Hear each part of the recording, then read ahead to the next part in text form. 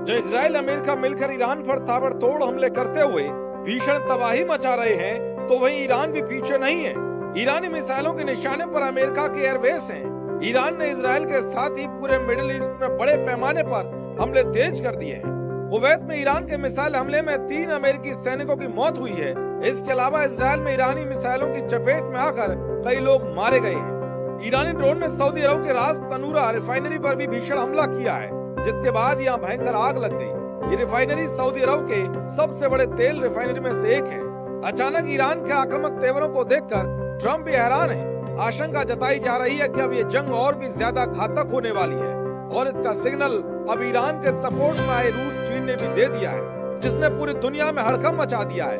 पहली बार रूस और चीन ने ईरान पर हो रहे हमलों पर क्या कुछ कहा है वो भी आपको बताएंगे। साथ ही बताएंगे कि रूस चीन ने कैसे अमेरिका की टेंशन बढ़ा दी है।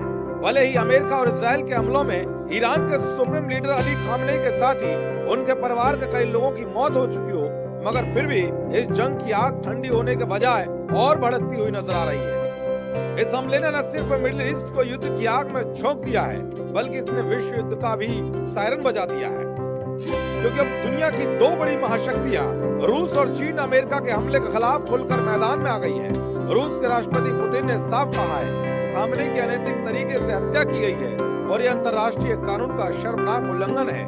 पुतिन ने आगे कहा कि खामनेई को रूस में एक असाधारण राजनेता के रूप में याद किया जाएगा, जिन्होंने रूस और ईरान के बीच रणनीतिक साझेदारी को मजबूत करने में अहम भूमिका निभाई। तो वहीं चीन ने भी खामनेई की मौत को लेकर कड़े शब्दों में निंदा की है।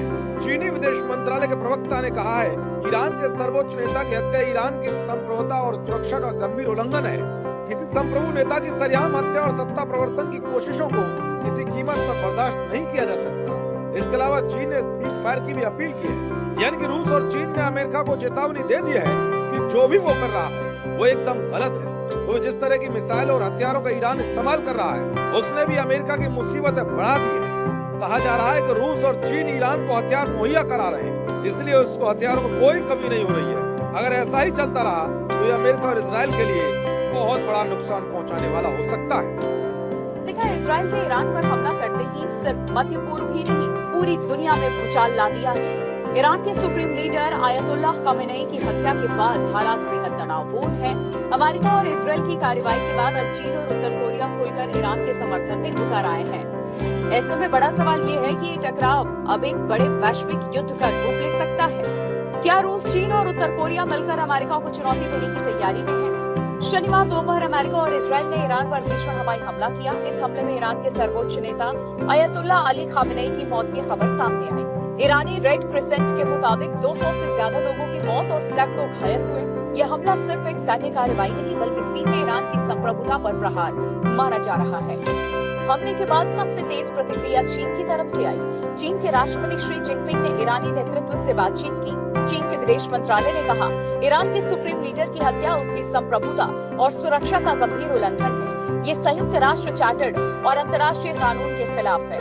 चीन ने तुरंत सैन्य कार्रवाई रोकने और शांति बहाल करने की अपील की। इसमें ध्यान देने वाली बात यह है कि चीन सिर्फ बयान नहीं दे रहा, बल्कि कूटनीतिक और रणनीतिक स्तर पर भी सक्रिय हो गया है। रिपोर्ट्स में दावा किया गया कि चीन ईरान को आधुनिक मिसाइल तकनीक और रक्षा सहयोग दे सकता है। इधर चीन तो दूसरी तरफ नॉर्थ कोरिया भी खुलकर ईरान के समर्थन में आ गया है।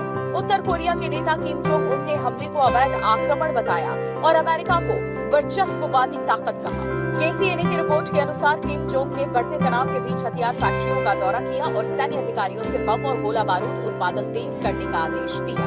यानी उत्तर कोरिया साफ संकेत दे रहा है कि वो सैन्य तैयारी बढ़ा रहा है। पूरे मामले को तब और हवा मिल गई जब रूसी राष्ट्रपति व्लादिमीर पुतिन ने खुलकर ईरान पर हमले की निंदा की। पुतिन ने अमेरिका के इस कार्रवाई को अंतर्राष्ट्रीय कानून का उल्लंघन बताया। रूस पहले से ही यूक्रेन युद्ध में अमेरिका और नाटो के खिलाफ खड़ा रहा। अब ईरान मुद्दे पर भी मॉस्को और वॉशिंगटन आमने सामने हैं। बड़ा सवाल ये कि क्या ईरान की मदद के लिए चीन, रूस और उत्तर कोरिया नया गठबंधन तैयार करने में जुटे हैं। ये वही धुरी है जिसे कई विशेषज्ञ नया एंटी वेस्टर्न ब्लॉक कह रहे हैं। ईरान पहले से ही ड्रोन और मिसाइल तकनीक में मजबूत है। रूस चीन की मदद से उसकी सैन्य क्षमता और बढ़ सकती है। इधर रूस, चीन और उत्तर कोरिया की गोलबंदी ने ट्रंप की नींद उड़ा दी है। अमेरिका का कहना है कि उसकी कार्रवाई सुरक्षा और स्थिरता के लिए थी। इससे पहले भी ट्रंप ने अपने पहले कार्यकाल में ईरान पर अधिकतम दबाव की नीति अपनाई थी। अब हालात फिर से उसी दिशा में बढ़ते दिख रहे हैं। अगर अमेरिका पर कई मोर्चों से दबाव बनता दिख रहा है, यूक्रेन, ताइवान, मध्य पूर्व जैसे देश उसकी रणनीतिक क्षमता को चुनौती देने में सक्षम है। विशेषज्ञ मानते हैं कि चीन और उत्तर कोरिया सैन्य समाधान के बजाय राजनीतिक समाधान की बात कर रहे हैं, लेकिन जमीन पर सैन्य तैयारी कुछ और संकेत दे रही है। ईरान पर हमला सिर्फ एक देश पर हमला नहीं, ये शक्ति संतुलन की लड़ाई है। एक तरफ अमेरिका और उसके सहयोगी, दूसरी तरफ रूस, चीन और उत्तर कोरिया। दुनिया एक नए भू राजनीतिक मोड़ पर खड़ी है। सवाल ये कि क्या शांति की राह निकलेगी या टकराव और बढ़